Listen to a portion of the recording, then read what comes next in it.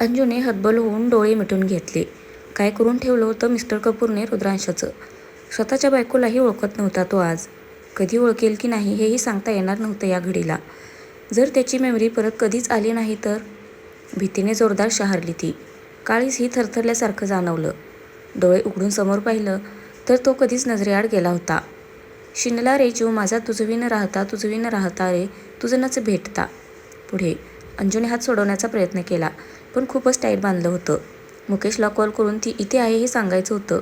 तिने खाली पडलेल्या माणसांपैकी एकाच्या खिशातून पायानेच तिचा फोन काढला. आह! समीरचा कणल्याचा आवाज आला आणि ती मागे वळाली. ती पटकन त्याच्याजवळ गेली. समीर! तिने आवाज दिला. त्याने डोळे किलकिले करत पाहिलं तिच्याकडे. ती समाधानाने हसली. ईशा! तो लगेच काळजीने म्हणाला. तिने बाजूला इशारा केला. ती अजूनही बेशुद्ध होती. माझे हात सोड आधी, अंजू त्याच्याकडे पाठ करत म्हणाली. त्याने तिचे हात सोडले. आता सांग, तुम्हाला या लोकांनी किडनॅप कसं काय केलं होतं? अंजूने ईशाला कवेत घेत विचारलं.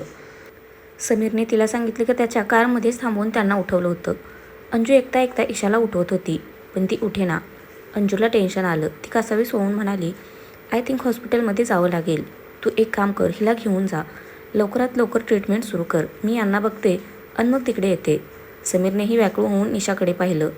चल जा पटकन, मी मुकेश सरांना कळवते, ती खाली उतरत म्हणाली. समीर मग गाडी घेऊन गेला. अंजूने तिचा फोन घेऊन ऑन केला आणि मुकेशला कॉल लावला. भयंकर चिडला होता तो. तिने घडलेलं सगळं सांगितलं, रुद्रांश व विकासबद्दल सोडून, कारण आधी सगळीकडे रुद्रांचे फोटोज पसरले होते. तो जर त्यांच्या हाती लागला तर सगळंच अवघड होऊन बसणार होतं. त्यात तो पुन्हा गायब झाला होता. त्याची मेमरी जाग्यावर नव्हती. तो तिच्या आयुष्यात आलाच नाही तर? नाही, ती त्याच्या रुद्रांशला एवढ्या सहजासहजी तर गमावणार नव्हती. लवकरच काहीतरी करावं लागणार होतं. सगळ्यात आधी त्याला शोधून पोलिसांपासून दूर ठेवावं लागणार होतं. मुकेशला सत्य सांगून रुद्रांशला सुरक्षित करावं लागणार होतं. एक मुकेशच स्वतः ज्याच्यावरती डोळे बंद करून विश्वास ठेवू शकत होती. अंजू त्याच्या विचारात हरवली असताना ॲम्ब्युलन्स व तिच्यासाठी गाडी आली. ती हॉटेल सनसेटकडे निघाली. तिथून तिने तिची कार घेतली. जाता जाता तिने तो बॉक्स आणि मेमरी कार्ड लपवलेल्या जागेवरून घेतलं. तिने तो बॉक्स कारमध्येच लपवून ठेवला. सध्या तरी ती फक्त तो व्हिडिओ दाखवणार होती मुकेशला. ती डिपार्टमेंटच्या बाहेर आली. तिथे मीडियाची भरपूर माणसे जमा झाली होती. पोलीस त्यांना आत जाऊन देत नव्हते. अंजूची कार तिथे आली तसे सगळेजण तिच्याकडे धावले. पोलीस लगेच तिचा रस्ता मोकळा करण्यासाठी आले. ती पटकन उतरून त्यांच्यासोबत आत निघाली. मॅडम, तुमचं काय म्हणणं आहे तुमच्या देशद्रोही नवऱ्याबद्दल? एका रिपोर्टरने मोठ्याने विचारलं. तशी ती जागीच थबकली. हाताच्या मुठी आवळल्या गेला. ती गरकन मागे वळाली आणि तडक रिपोर्टर्स उभे होते तिथे गेली. मीडिया लगेच तुटून पडली प्रश्नांवर प्रश्न विचारण्यासाठी. बास, अंजूवर हात करून मोठ्याने ओरडली. तसे ते शांत झाले. मगाशी विचारलेला प्रश्न कोणी विचारला होता? तिने तिची जळजळीत नजर सर्वांवर फिरवत विचारलं. मी विचारला होता. काही चुकीचं विचारलं का? एकाने थोडंसं गुरमीतच विचारलं. अंजूने त्याच्या चॅनलचं नाव पाहिलं आणि मान हलवून उपहासाने हसली. मॅम, तुमचं म्हणणं काय आहे याबद्दल? जे फोटोज आपण पाहिले ते खरंच रुद्रांश सरांचे आहेत का? तुम्हाला माहीत होतं याबद्दल? एका मुलीने अद्भुतच विचारलं. तुम्हाला काय वाटतं, रुद्रांश सर खरंच असं करतील? अंजूने तिलाच प्रतिप्रश्न केला. आम्हाला काही वाटून काय उपयोग? सत्य तर जगासमोर आलं ना? त्या मगाच्याच रिपोर्टरने परत तोंड उघडलं. अंजूने आता आवेशात विचारलं त्याला. कोणतं सत्य? कोणत्या सत्याबद्दल बोलत आहात तुम्ही? आणि कोणाबद्दल बोलत आहात? एका अशा ऑफिसरबद्दल ज्यांनी त्यांच्या कारकिर्दीचा प्रत्येक क्षण हा त्यांच्या कामासाठी दिला होता. ज्यांनी या सिटीतले अर्धे गुन्हे कमी केले होते. जो माणूस रात्रंदिवस त्यांच्या पहिल्या प्रेमाचा, त्यांच्या वर्दीचा विचार करत होता. तो त्याच्या मिशनसाठी नवीन लग्न झालेल्या बायकोला व घरच्यांना सोडून जाऊ शकतो. तो असं काही करेल असं वाटतं तुम्हाला? तेही काही फोटोज बघून. तिने तिची जळजळीत नजर सर्वांवर फिरवली आणि पुन्हा म्हणाली. आजकालच्या प्रगतशील दुनियेत फोटो मॉर्फिंग नावाचा एक प्रकार असतो.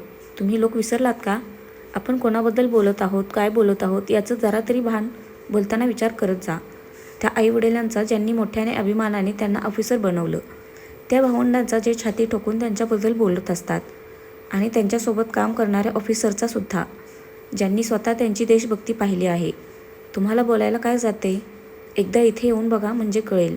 आले मोठे. तिचे ते रौद्र रूप बघून अर्धे जागेच गार झाले होते. पण ते फोटोज खोटे असतील कशावरून? ते खरंच रुद्रांश सर असतील तर? दुसऱ्या रिपोर्टरने विचारलं. अंजूने आता त्याच्यावर नजर रोखून धारदार आवाजात विचारलं. हे तुम्ही बोलत आहात? आय थिंक तुमच्याच न्यूजमध्ये एक टॅगलाईन प्रसिद्ध झाली होती नाही? रुद्रांश मोहिते मुंबईचा वाघ आणि तुम्ही तुमच्या पेपरमध्ये पण छापून आलं होतं. Rudransh Mohite fried of Maharashtra, the one man army. अशा एक काय हजारो पाने भेटतील त्यांच्या स्तुतीने भरलेली. तुम्ही ना एक काम करा, तुम्ही मागच्या 6-7 वर्षात ज्या न्यूज पब्लिश केल्या आहेत ना रुद्रांशबद्दल, एकदा स्वतःच त्या उघडून वाचा आणि मग या माझ्याकडे. मी देईन तुम्हाला उत्तर. तोपर्यंत वाट सोडा. जय हिंद. शेवटचं वाक्य ती हात जोडूनच म्हणाली. ती तिथून निघून जाणार तेच एक रिपोर्टर हळू आवाजात म्हणाला, रुद्रांश सर आले ना आले, काय फरक पडतो यांना? घरी आहे ना एक.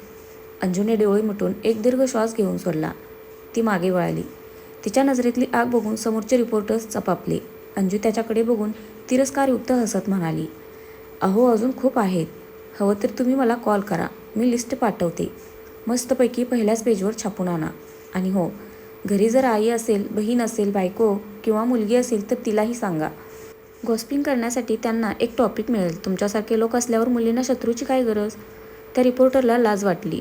तो शर्मिंदा होऊन म्हणाला, सॉरी. अंजूने विषण्णतेने मान हलवली आणि ती तडक आत निघून गेली. आत जाता जाता तिचा फोन वाजला. तिने पाहिलं तर अननोन नंबरवरून मिस कॉल पडला होता.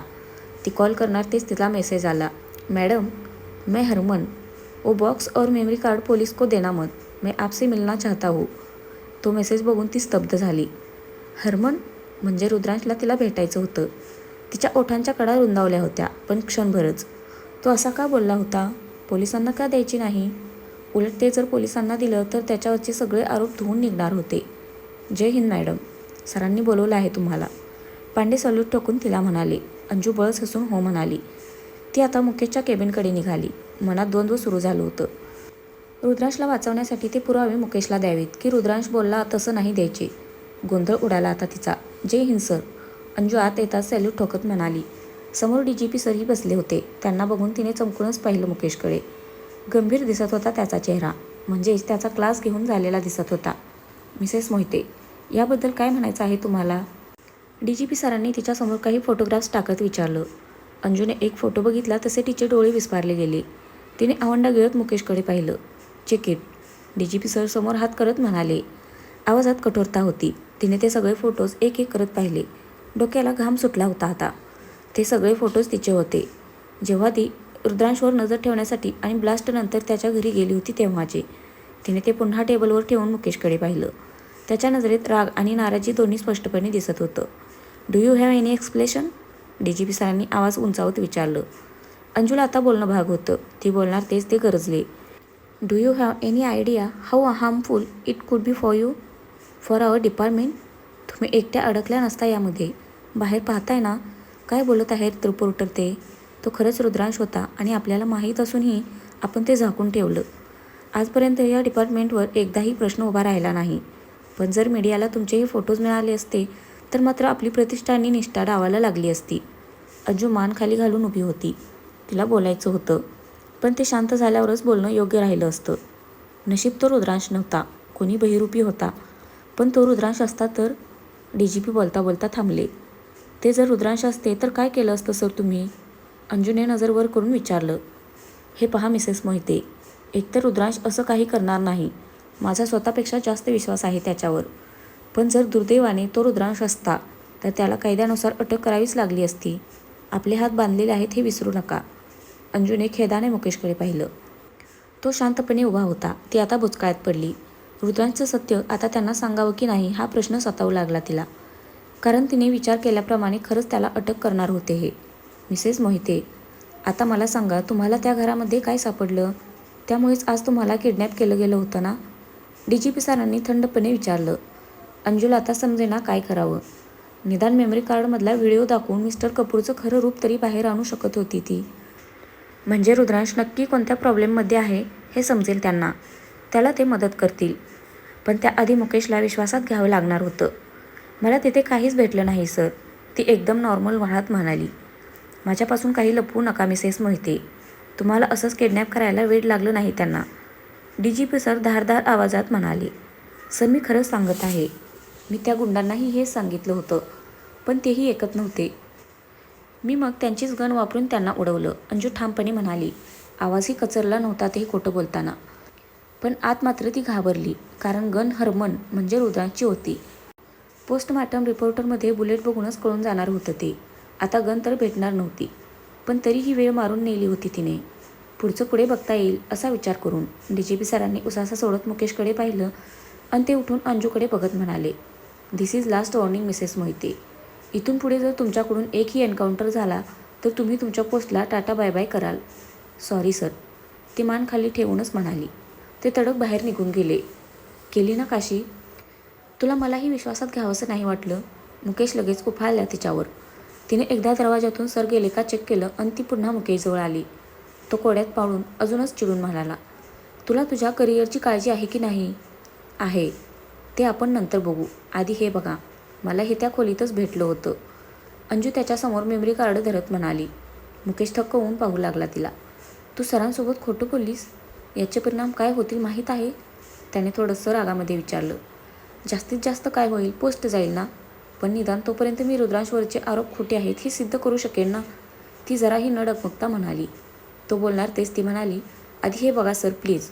त्यानेही मग उसासा सोडत ते मेमरी कार्ड घेतलं. त्याने ते तिथल्याच PCला कनेक्ट केलं. अंजूने एक व्हिडिओ ओपन करायला सांगितला. आता दोघेही तो व्हिडिओ पाहू लागले. समोर मिस्टर कपूरला उभं बघून मुकेश चमकला. व्हिडिओमध्ये, "तुम्ही रुद्रांशला मारून का नाही टाकलं? एवढे दिवस त्याला डांबून काय मिळालं तुम्हाला? मला तो जिवंत नको आहे." एक पाठ मोरा बसलेला माणूस चिडून म्हणाला. आवाजवरूनच तो विकास होता हे कळून गेलं दोघांना. "हो, मारायचंच आहे त्याला, पण असा नाही." मिस्टर कपूर त्याला खुनशी हसत म्हणाले. "म्हणजे?" विकासने विचारलं. "त्याच्याकडून असं काम करून घ्यायचं की त्याची होती नव्हती तेवढी सगळी रेप्युटेशन धुळीस मिळेल आणि मग त्याचं गुणगान गाणारे लोकच त्याला संपवतील. नाहीतर तो स्वतःला संपवेन." मिस्टर कपूर नजर बारीक करत म्हणाले. डोळ्यात ही खुनशी विचार दिसत होते. "ते कसं होणार?" विकासने विचारलं. "हे बघ, सध्या रुद्रांशला इथून हलवायचं आहे. त्याला तिकडे पाठवून देऊ. ते लोक त्याची मेमरी उडवून टाकतील. त्याच्याकडे एक ड्रग्ज आहे जे रुद्रांशला सतत दिलं की तो त्याच्या माणसांनाच नाही तर स्वतःलाही विसरून जाईल. आणि मग तो आपला चेला बनेल, ज्याच्याकडून आपण अशी कामे करून घेऊ की त्याचं जिवंत राहणं या देशातल्या लोकांनाच नको असेल. ज्याला ते त्यांचा सेव्हियर समजत होते, त्यालाच धक्के मारून फासावर लटकवतील ते." मिस्टर कपूर क्रूर हसत बरोबर म्हणाले. मुकेशने धास्तीने अंजूकडे पाहिलं. ती तर चवताळून बघत होती मिस्टर कपूरकडे. किती खालच्या पातळीवर गेले होते ते. एवढे क्रूर विचार? मुकेशने पुढे पाहिलं. "एकूण तर जाम भारी वाटत आहे. मलाही आवडेल त्याला असं मरताना बघून. पण त्याच्याकडून बॉम्बस्फोट तर नाही घडवून आणणार ना तुम्ही?" विकासने पुन्हा विचारलं. "बॉम्बस्फोट तर घडवूच रे, पण या देशाला गुलाम बनवण्याचं जे आपलं स्वप्न आहे तेही तोच पूर्ण करेन आणि त्याची तयारी सुरू झाली आहे. बस आता त्यालाही जेलमधून काढावं लागेल, म्हणजे आपलं काम लवकरात लवकर पूर्ण होईल." "एकदा का ते?" मिस्टर कपूर बोलता बोलता थांबले आणि व्हिडिओ बंद झाला. "बापरे, किती हॉरिबल आहे हे." मिस्टर कपूर या थराला गेले. विश्वासच बसत नाही. रुद्रांश बरोबरच होता त्यांच्याबद्दल. ते खरंच देशद्रोही आहेत. देशाला गुलाम बनवण्याचं स्वप्न पाहत आहेत ते. किती नीच विचार करत आहेत हे. मुकेश चेहऱ्यावरून हात फिरवून चिडत म्हणाला. "त्यांना मिस्टर कपूरनेच गायब केलं होतं. आपण अजून शोधलं असतं तर ते भेटलेही असते. निदान त्यांची अशी अवस्था तरी झाली नसती." अंजू भरून आलेल्या आवाजात म्हणाली. त्यावेळेस कितीतरी दिवस ते तिथेच दिल्लीत राहिले होते. पण अंजूची गुड न्यूज आली आणि सगळे मुंबईला निघून आले. एकाच वेळेस आनंद नि दुःख पदरात पडलं होतं त्यांच्या. ना धड रडता येत होतं ना आनंद साजरा करता येत होता. अंजू तर दिवसेंदिवस गळून गेली होती, पण बाळासारखी तग धरून पुन्हा जगू लागली होती. "अंजू, जर भेटलेली बॉडी रुद्रांची नसेल तर तो जिवंत आहे." मुकेश थोडंसं थांबून मग आनंदाने म्हणाला. अंजूला आता तिला ते माहीत असल्याचं सांगावंसं वाटलं. पण का माहीत? तिच्या अंतर्मनाने नकार दिला. "हो, मलाही असंच वाटत आहे." अंजू तिला काही माहीत नाही या अंतर्भावात पण खुश होत म्हणाली.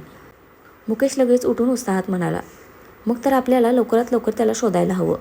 मला DGP सरांसोबतही बोलायला हवं. पण तू त्यांच्यापासून काय लपवलंस हे? मला आधी तुम्हाला सांगायचं होतं." "ते काय म्हणाले पाहिलं ना? सध्या रुद्रांश नसतील. मग त्यांना कसं ट्रीट केलं जाईल हे तुम्हालाही माहीत आहे म्हणून." अंजू टेन्शनमध्ये येत म्हणाली. मुकेश समाधानाने सुस्कारा सोडत म्हणाला. "बरं, मी बोलतो नीट सरांसोबत. तू काळजी करू नकोस. जर रुद्रांश परत येत असेल तर तेही खूप खुश होतील. आजचा दिवस खरंच वाटलं तेवढा वाईट नव्हता. मिस्टर कपूर त्याच्यापर्यंत पोहोचण्याआधी आपण त्याला शोधायला हवं.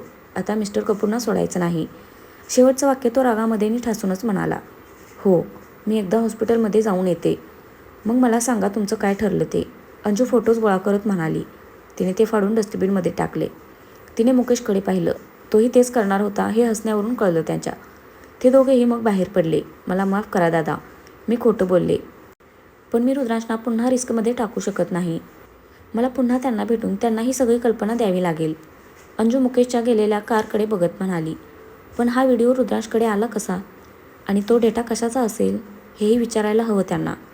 मनातच विचार करून तिने हरमनला म्हणजे रुद्रांशला मेसेज टाकला.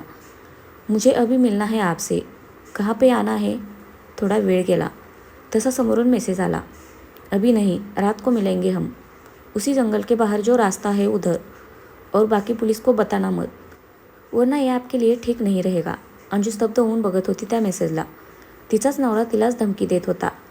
त्याला जर मेमरी कार्ड पोलिसांकडे असल्याचं समजलं तर तो काय करणार होता काय माहीत. अंजूला उगाच धडकी भरून आल्यासारखं झालं. कारण समोरच्या माणसासाठी ती फक्त एक पोलीस ऑफिसर होती, त्याची बायको नाही.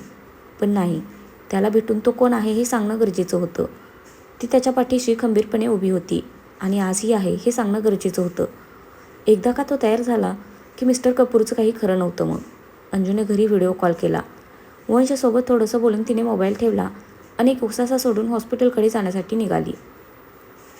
तर फ्रेंड्स, आजचा भाग कसा वाटला नक्की कमेंट करून सांगा. धन्यवाद.